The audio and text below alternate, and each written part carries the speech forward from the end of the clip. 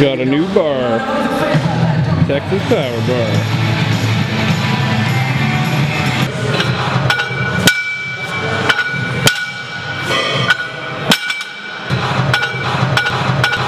And that's what we call, you know, a violent hip thrust. You gotta teach that thing a lesson, break it in. We got some new barbells at Fortis Fitness. Sean Kelly, the owner, bought some. I believe they're called, you know, they're from Elite FTS Power Bars. The knurling on it feels really good. So yeah, you gotta break it in. You gotta show her what's up. Can't be gentle, gotta be strict, gotta be firm. Doing some squats, working up to 385 pounds today.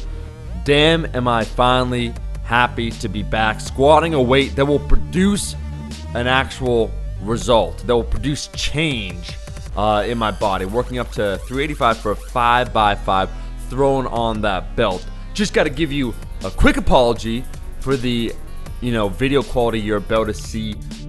My camera, I was having some troubles with it because of the memory card. I corrupted that shit. It was my bad. So I had to resort to my phone's camera, my new phone, the OnePlus One. Yeah, I got a OnePlus One and I love it. So let me know what you think of this camera quality, if you think it's aight, pretty good, or dog shit.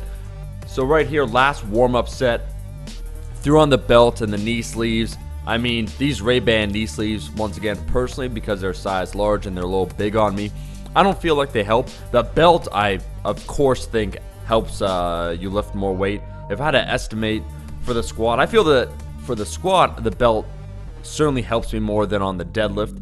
I would say by at least 25 pounds, I would say wearing a belt. I don't know about you guys. Comment below how much you find a belt helps when it comes to the squat. But really for me, I would say it's solid 25 pounds. So 385, it felt super light. I would rate this at maybe about a 6.5 to 7 out of 10.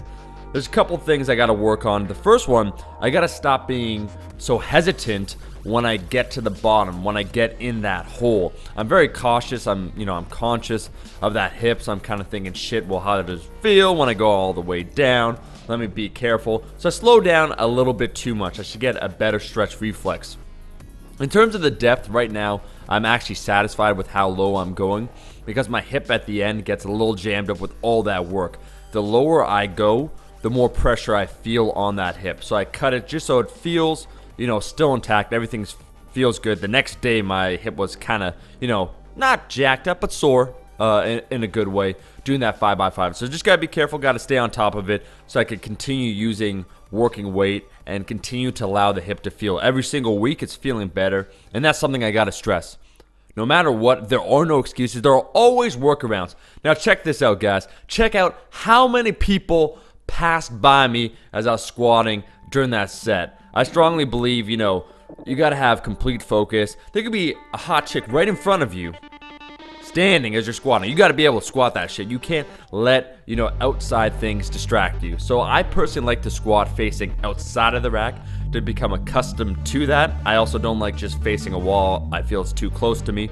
So I like that big open space. That was the fourth set. Rep, you know, speed has been very consistent.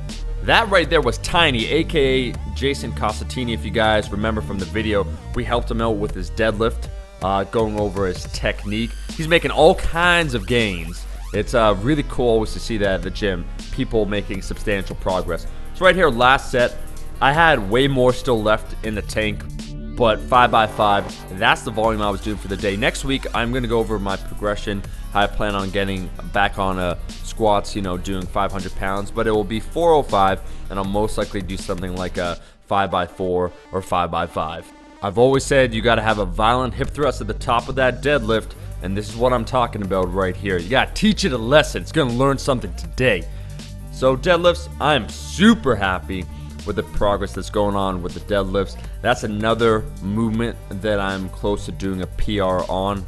Right now I'm just focusing on building strength. So right here, 4 plates, deficit deadlift, beltless. I really like doing beltless work for the deadlift. I find it helps. The belted deadlift, doing 3 sets of 5. Not really resting that long in between sets. Honestly, maybe 90 to 120 seconds. So a minute and a half to about 2 minutes. Right now, weighing in at about, you know, 182, 183 pounds. Going towards 184. I'm slowly crawling up. That's my average morning weight. Building that muscle, getting those gains. And that's the question for today. I want you guys in the comment section below to post how much you're weighing in at now and what's your goal. You bulking or you cutting? So if you're at 150, do you want to get a 175, or do you want to get hella shredded at 110 pounds of twisted steel and raw sex appeal? Front squats, this is the last set, just showing you guys this, trying to truncate everything I show you. While I'm showing you this set, it's interesting. I've never done this before. My wrist was bugging me a bit, so midway through I just decided to do a cross grip, and it worked. I was surprised that it worked, but I decided to try that out. Just 2 plates, working on form, building that quad strength, doing some glute ham raise. Really feel it in the hamstrings, which for me is a muscle that can certainly become stronger.